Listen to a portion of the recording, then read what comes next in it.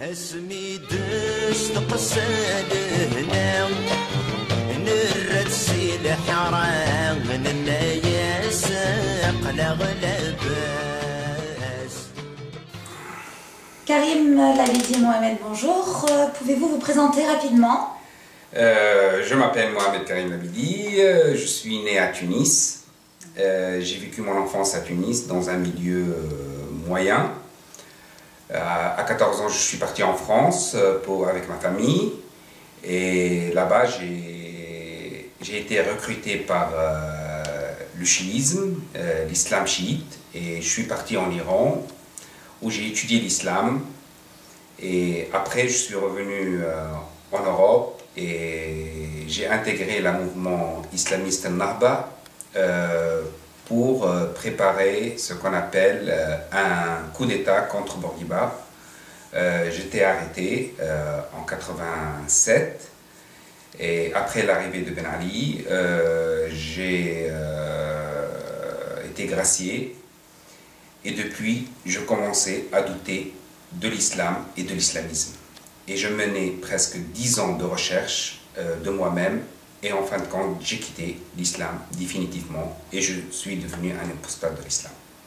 Et depuis ce jour, je mène une lutte depuis 17 ans contre l'islam orthodoxe et l'islamisme. Pourquoi avez-vous choisi de militer contre cette religion?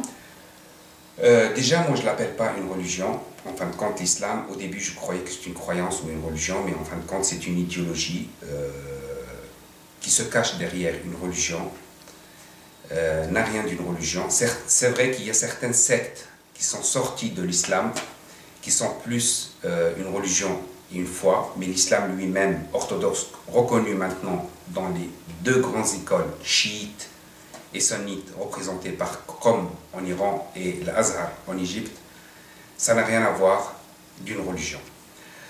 Pourquoi j'ai choisi de lutter, militer contre l'islam orthodoxe et l'islamisme? Parce que premièrement, je suis d'origine musulmane, donc je suis né musulman. Deuxièmement, parce que j'ai découvert le danger de l'islam sur notre société. Et voilà. Et quels sont les objectifs de votre lutte? Pour moi, l'islam a commencé par l'épée, ça c'est clair, au début a commencé par l'épée. Mais aujourd'hui, malheureusement, l'islam il est en train de se propager par l'ignorance. Donc, pour moi, le but, c'est de faire connaître aux Français, aux Européens, aux non-musulmans, c'est quoi l'islam. Et ce qu'on remarque maintenant, depuis des dizaines d'années, que les gens qui connaissent très bien l'arabe et ils sont arabisés, ils sont de plus en plus en train de sortir de l'islam.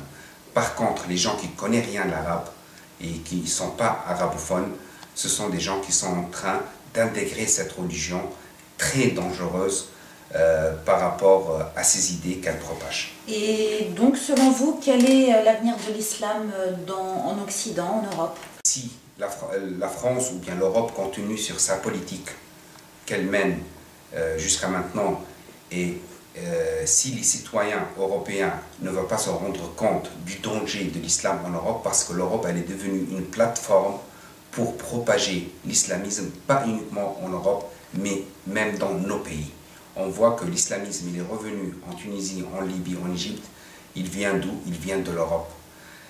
Donc pour moi, si les Européens, surtout les citoyens européens, ne vont pas comprendre le danger de cette soi-disant religion, l'Europe va être islamisée petit à petit, comme on a vu en Indonésie et dans d'autres pays du monde, monde musulman, parce que l'islam, il a plusieurs méthodes pour se propager et ces méthodes, on ne les aperçoit pas en général et on ne peut pas les voir, mais ça se fait génération après génération. D'accord, donc selon vous, l'islam est incompatible avec les valeurs de la République française. Il ne peut pas y avoir d'islam de France pour vous? Non, c'est pas possible. Quand tu parles de l'islam de France, c'est comme si tu me dis, est-ce que le cancer peut être dans un corps sain? Donc, c'est pas quand on parle d'islam, on ne parle pas ni démocratie, ni valeurs humaines. L'islam, il a ses règles, il a ses lois, il a ses principes qui sont ancrés dans son idéologie.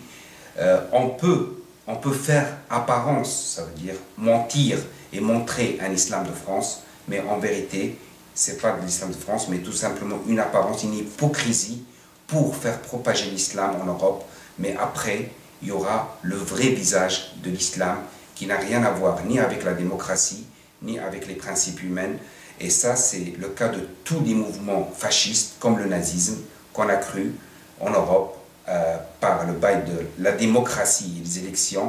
Après, on a vu qu'est-ce qui s'est passé en Europe suite à l'arrivée du fascisme et du nazisme en Europe. La même chose pour l'islam. Labidi Karim Mohamed, merci. اسمي دست قسالنا نرد سيل حرام من الناس قلا غلا